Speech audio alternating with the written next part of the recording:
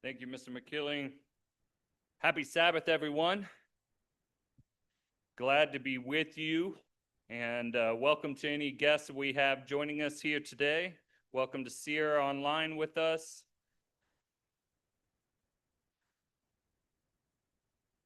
All of you know that recently, last month, my wife and I celebrated our 25th wedding anniversary.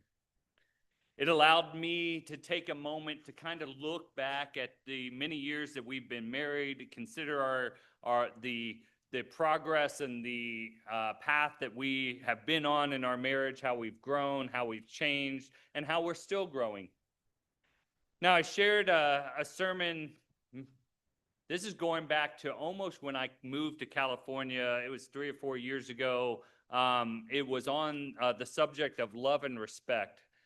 And at that time, that was a real pivotal moment, not 3 or 4 years ago, but when we really started studying that topic of love and respect, probably about 10 years into our marriage, so 10 years into the 25, that was a big moment for us, a shift, kind of a jumping forth in our marriage, where we began to hone some of those principles on love and respect to grow and be closer together as a husband and wife.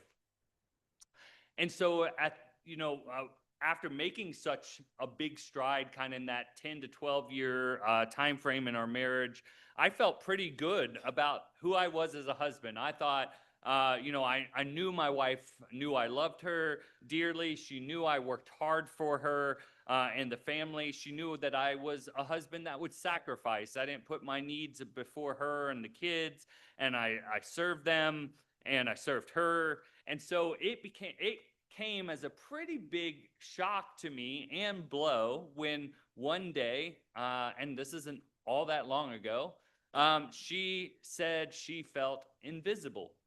She felt invisible. And I thought, invisible? How can you feel invisible? I do so much for you. I serve, I sacrifice, I work so hard, I do errands for you, I work from home, I'm always around you. How could you feel invisible? But that moment was actually a really big moment for our marriage. And it served as another springboard for our marriage, kind of the second big springboard in our marriage. And today I'm going to continue the series that I started at the beginning of this month. You'll recall I gave a sermon in a new series called Cherish. And we talked about how God cherishes us, how Jesus Christ cherishes us. And this is going to be in this first split sermon, part 2, and then this afternoon, after announcements and special music, part 3 of that series. We're going to be talking today mostly about cherish through the lens of marriage, but I hope even those who are not married can easily extract principles for any relationship that they want to have a close, cherished relationship with, whether friendships, whether family, that all relationships can benefit from a deeper understanding of this concept or word cherish. Because I know in my own life, I look back and when I said my marriage vows, I was very focused on love. But I said, to love and cherish my wife. And I was locked in on the love part. I worked really hard over the, 25 years we've been married to love my wife and to grow in that. But I can admit, I thought little to nothing about what the word cherish meant. I understood commitment. I understood putting her first. I understood service. And even if we just step back and we think, when you cherish a physical thing in life, whether that's, maybe you love your car, maybe you got some fancy painting that you cherish, maybe it's your engagement ring. If you're newly engaged, boy, that thing is something you cherish, you show off, you hold it dear. Anytime we cherish even a physical thing, we hold it dear. We give it special placement and thought. We pay attention to all the details around it to make sure, A, it doesn't get lost, B, it doesn't get dinged up or messed up in some way. We protect it. We feel pleasure and affection for it. and we showcase it. We want to make sure everybody else sees this thing that we cherish. And doing all that is important to us. And we do that for a thing, not even a human being, just something. So when we apply even those basic principles to how we cherish something, when we apply that to a human relationship, if we cherish someone, not just love them, we watch out and protect everything about them. We're tender and careful with them. We nurture and indulge them. We purposely think about them because they're our delight. We delight in them.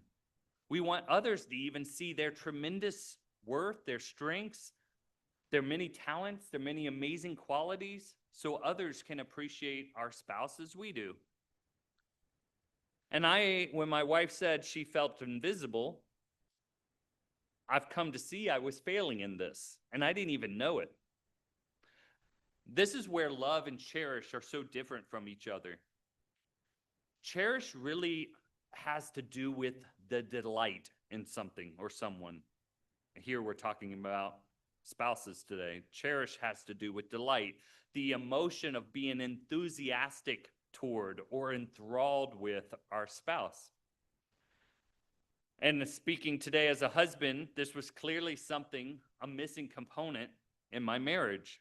And by growing in this area, it has propelled our marriage, even after 25 years, into a new and exciting stage.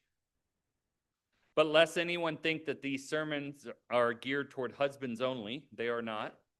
My wife, if she would stand up here and do this with me, she would be able to share ways she didn't understand the concept of cherish. And she too has grown and is growing in ways that have greatly benefited our marriage. Now, I'm going to talk about a book that we hardly ever look at. It's one that I have probably spent some of the least amount of my study ever diving into, and that is the book of Song of Solomon or Song of Songs. And this is a book that I now have a new appreciation for because it really speaks a lot about the concept of cherish, even if it doesn't use those words. So turn with me to Song of Solomon or Song of Songs. We're not going to go through this exhaustively, but I do want to kind of do a chapter flyover and hit some highlights from this tremendous book to highlight the cherished mindset that is contained in this book. If anyone's online and watching this second part of this series, we have the recording for the first sermon already out there on this topic about how God and Jesus Christ cherish us, and I encourage you to watch it because it builds the framework of the example of God and Jesus Christ to which we'll build on today. Now, I'm going to just address up front that the way that this book talks about their loved one, the one they're cherishing, can be a little funny. We don't often compare our spouse to a horse or doves or gazelles. But I want you to kind of ignore the silliness of some of those comparisons, at least silliness in our culture today. And I want you to feel the cherish and the delight that runs through this book. I'm going to read a bit of the first couple highlights out of the NLT, the New Living Translation. You can follow along in whatever you have on your lap. I'll shift back to the New King James after that. But starting in Songs 1, verse 2, it says, "Kiss me again, for your love is sweeter than wine." Verse 4, "Take me with you. Come, let's run." Now notice this just enjoyment, this delight, this passion that is contained here. Now skipping down to verse 9. "You are as exciting, my darling, as a mare among Pharaoh's stallions." Verse 10. "How lovely are your cheeks. Your earrings set them afire. How lovely is your neck, enhanced by a string of jewels." Verse 15. "How beautiful you are, my darling. How beautiful. Your eyes are like doves. You are so handsome, my love, pleasing beyond words." Just notice the celebration. Chapter 2, verse 8. Chapter 2, verse 8. Ah, I hear my lover coming. He is leaping over the mountains, bounding over the hills. My lover is like a swift gazelle or a young stag. My lover said to me, "Rise up, my darling, come away with me, my fair one." Verse 14. My dove is hiding behind the rocks, behind an outcrop on the cliff. Let me see your face. Let me hear your voice. For your voice is pleasant, and your face is lovely. Verse 16. My lover is mine, and I am his. He browses among the lilies. Before the dawn breeze blow and the night shadows flee, return to me, my love, like a gazelle or a young stag on the rugged mountains. Let's go over to chapter 4. Chapter 4 and verse 7. You are altogether beautiful, my darling, beautiful in every way. Verse 9. You have captured my heart, my treasure, my bride. You hold it hostage with one glance of your eyes, with a single jewel of your necklace. I'm going to shift back now to the New King James. Verse 10. I'm going to break in about halfway through. How much better than wine is your love, and the scent of your perfumes than all spices. Now notice through this how cherishing lifts up, praises, boasts in the one they cherish. Others might never even see it, but it really doesn't matter. They do, and that's all that matters. Now in chapter 5, verses 10 to 16, she describes her beloved. She'll talk about his head, his hair, his eyes, his cheeks, his lips, his hands, his body, his legs, his countenance, his mouth. It's all this delight in her one. And then in verse 16, it says this just key verse, and we'll break into it a little bit. Yes, he is altogether lovely. This is my beloved, and this is my friend. Now, as a spouse, who would not want to hear those words said by their spouse? He or she is altogether lovely. This is my beloved, and this is my friend. I think when we think about marriage, many of us have come to become good-willed spouses who live their lives together, work for each other, love each other, have, fairly good lives together. But even when all that's true, there can be holes in a marriage, ways that individuals feel invisible, ways they feel uncared for. For Cherish, this concept of Cherish, to take marriage then to the next level, love already has to exist. That's the framework. So if that's not in place and strong, this idea of Cherish can't be added on top yet. But once love is there, love and cherish complement each other.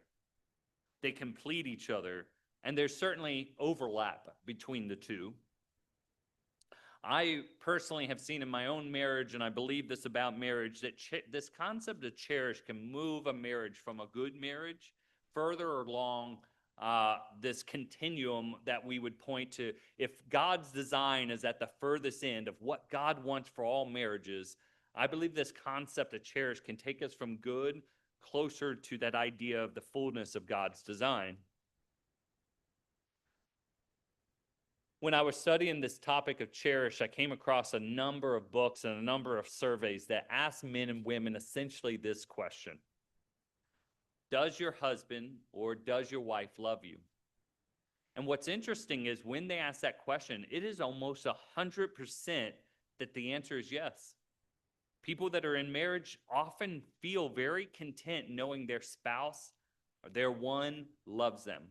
But what is interesting in these studies, these surveys, these books, is that when they ask a slightly different question, and it might be something around the lines of, does your wife or does your husband like you?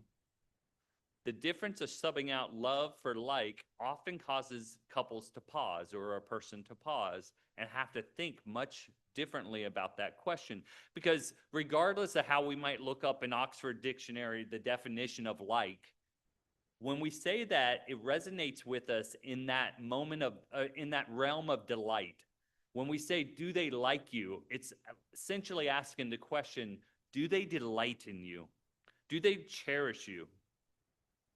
And the good news is, from experience, from studies, individuals can learn to cherish their spouse at a much greater level, and that can propel marriages and relationships forward. Learning to cherish adds joy, fulfillment, satisfaction, and happiness to a marriage.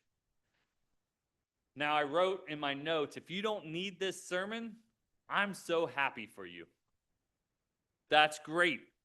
I'm glad that you already delight in your spouse. They delight in you, and I'm thrilled for you.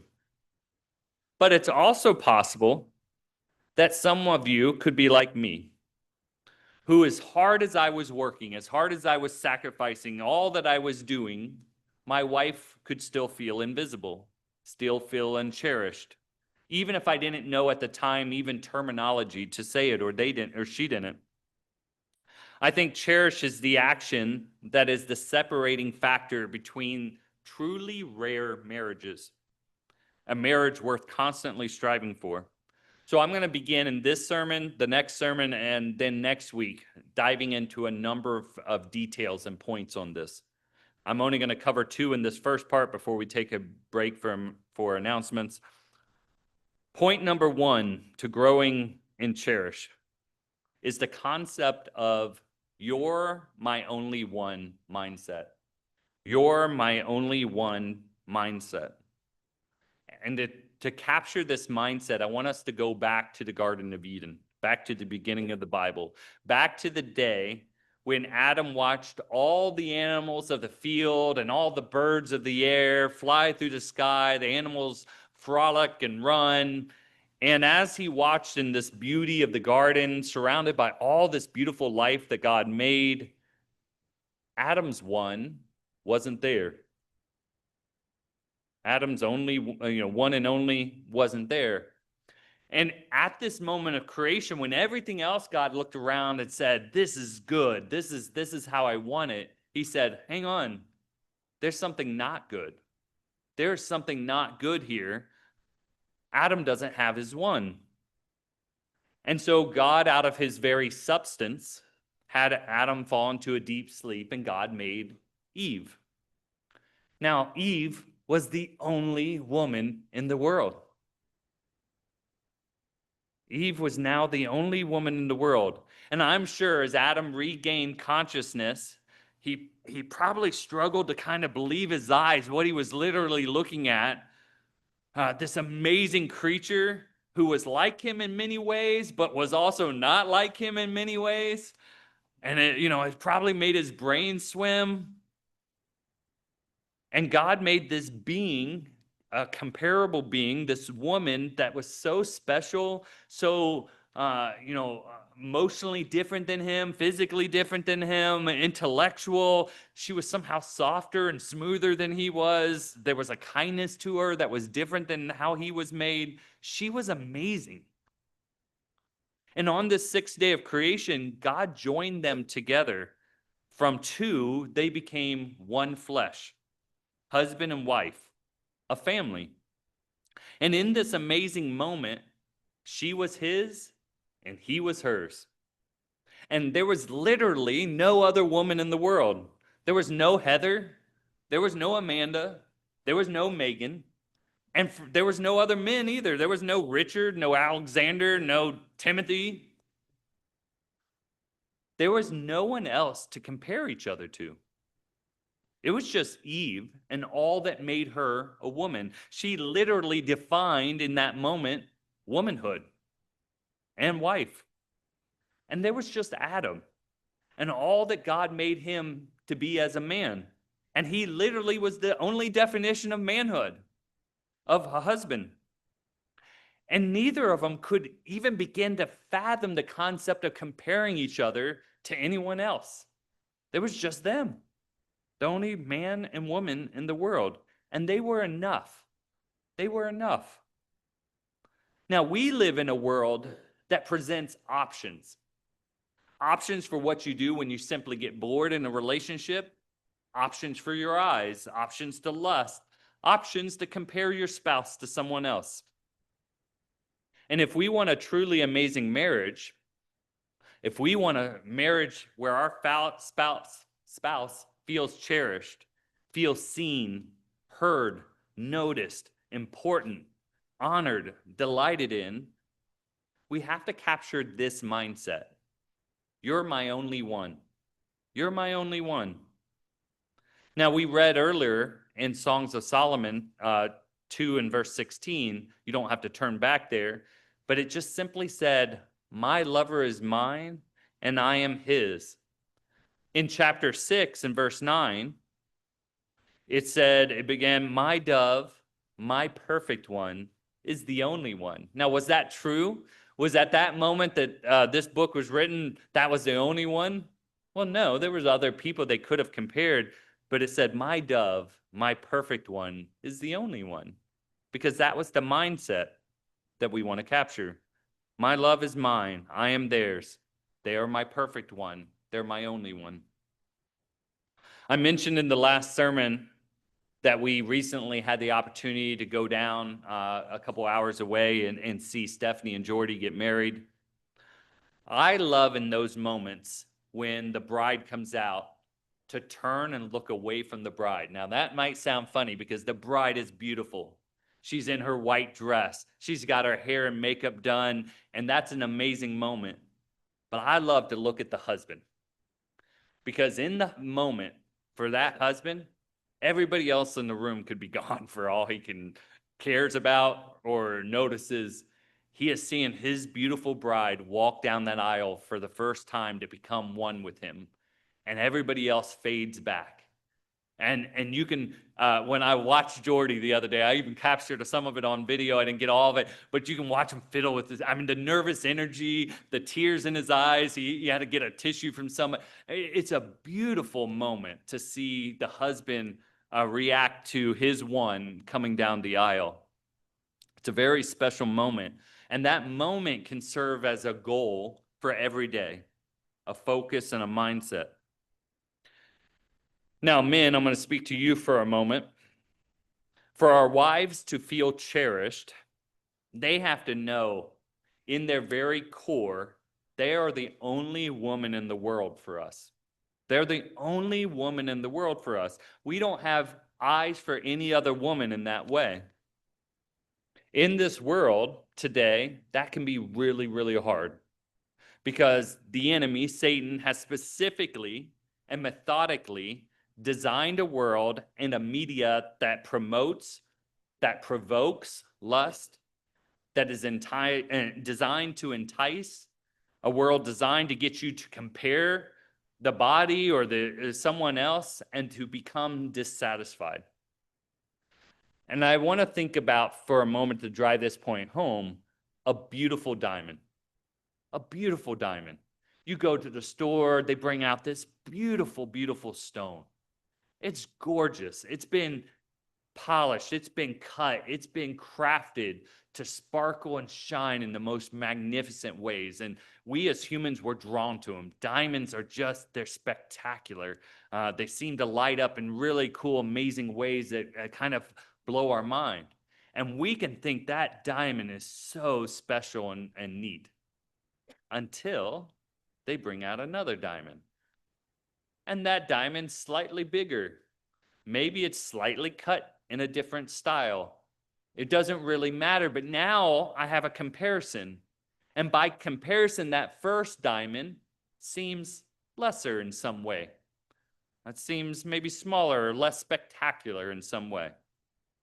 So if we allow ourselves to be drawn into a comparison, Satan will always ensure there are many comparisons available. And this will hurt our spouse's value in our own eyes, our delight in our own eyes. But if they perceive any of that, it's going to hurt them deeply.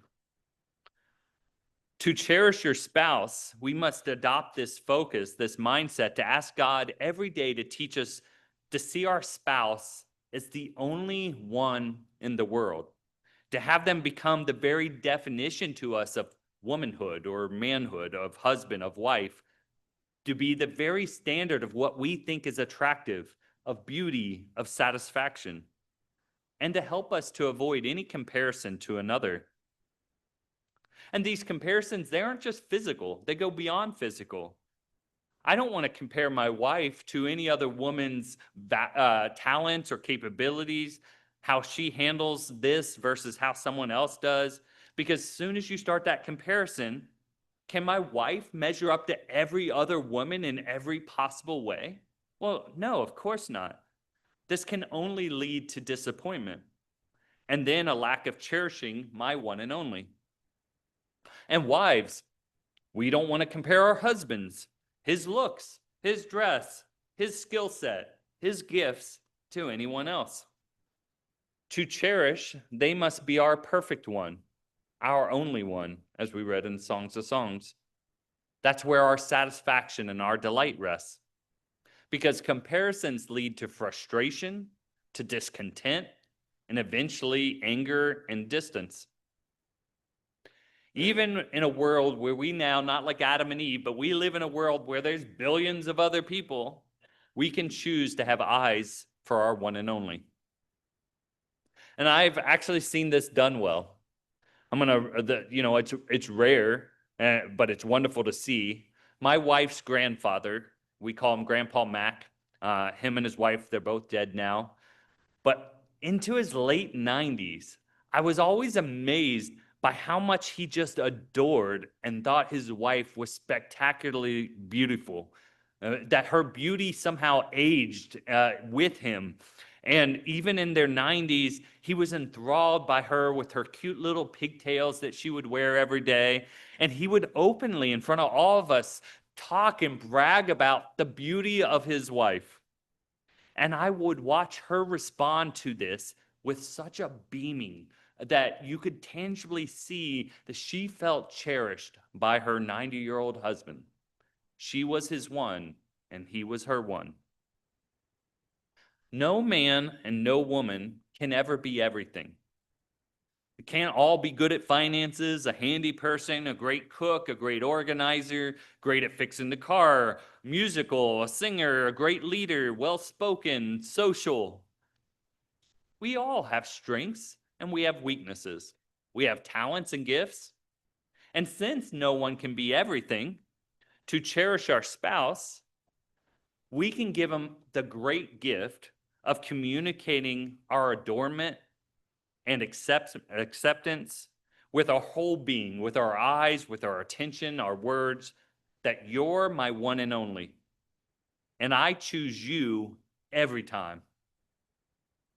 Any gift or talent our spouse doesn't have, becomes irrelevant because that's not who we married.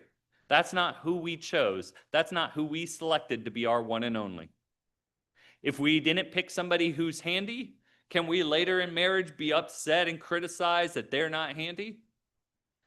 If we chose an introvert, can we later be upset that they're not the social party animal or the bigger than life personality at social gatherings? Now, that isn't to say that as good-willed spouses and out of love for our spouses, that all of us don't keep trying to grow and develop, that we want to be all we can be for our spouse, but I'm talking about expectations with regards to cherishing. If our cherishing is ever contingent on them becoming something they're not, then we won't likely ever cherish them. Focus on their excellent qualities. Ask God to help you see those excellent qualities and lock in on them and avoid focusing on their inadequacies. So our first point in this first split, part 2 today, is to develop a you're my only one mindset. You're my only one mindset. Now, number two is lift up and showcase your spouse. Lift up and showcase your spouse. Now, we saw last week, we went to the book of Ezekiel 16, and we saw how God showed that he had taken this bloody, abandoned baby and eventually married her. And then he adorned her, he beautified, he lifted up for the whole world and showcased his wife. Isn't it sad when we have seen a spouse in front of others make fun or tear down their spouse in some ways, whether in jest or bitterness? To cherish our spouse, our job as a spouse is to lift them high, to help others to see how wonderful our spouse is in our eyes. We, by supporting, lifting, and even framing and turning, we help others to see their best sides, their best qualities, their gifts. And we have to understand that because how some of our spouses were raised, how life has impacted them and their journey, they struggle to even see that they have a best side.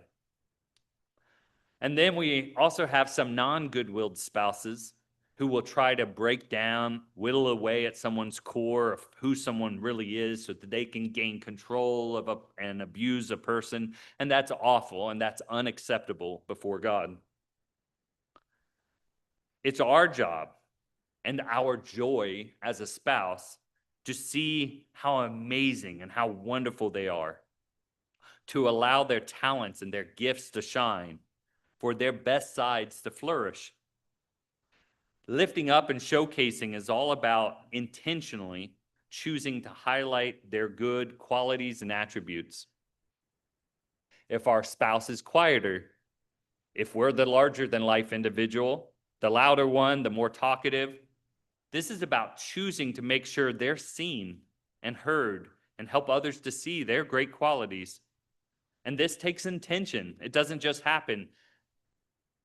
We have to think, how today can I lift up and support them? Think about what marriage would look like across the world if every spouse knew deeply and completely that their spouse was their biggest fan, their biggest encourager. How different would marriages be?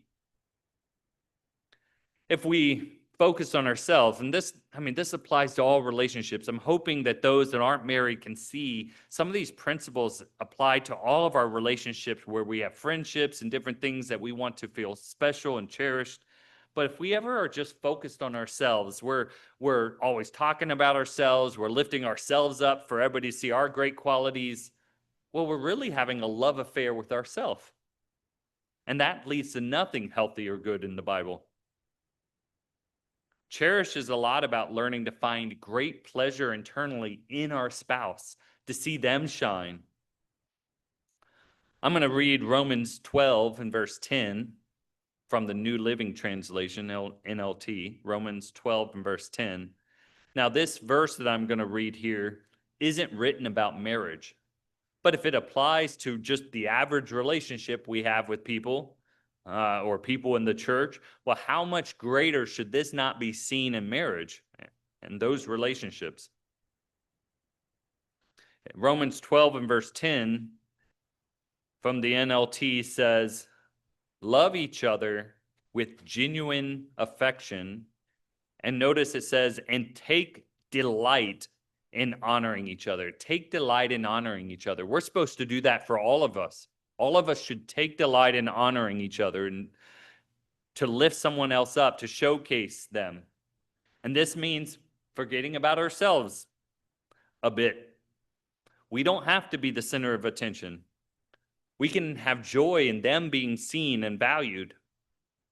If your spouse is an introvert, this isn't about putting them in a place front and center that they're going to be super uncomfortable, because putting them center stage might be terrifying. It might make them feel vulnerable.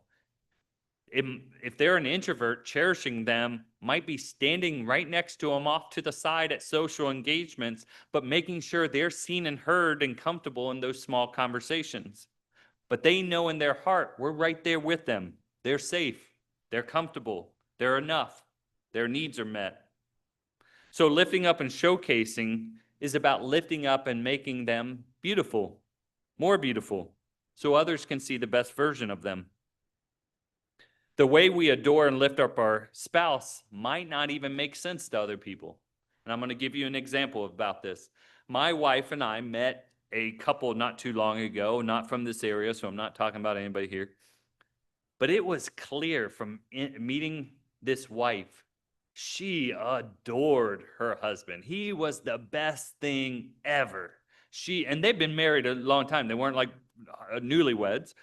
The way she spoke about her spouse was truly special. It was incredible. And then the husband showed up. And I went, this is what all the fuss was about? This is who she was talking about that whole time? And my wife, separately than me, had the exact same thought. But the reality is, it doesn't need to make sense to me. It's not my spouse. I'm not in the relationship. They were happy. They were thriving. They seemed to have one of these truly rare special marriages because they were choosing to cherish each other and to literally see each other that way. Who cares what my perception was on their marriage? I grew in great respect for them both based on how they cherished one another. The second way we cherish our spouse is to lift up and showcase them. So since this is part 2 of a 4-part series that we've just started it today with part 2 with 2 points of cherishing our spouse, to develop you're my only one mindset, and 2, to lift up and showcase our spouse with their great qualities. We'll now have another hymn.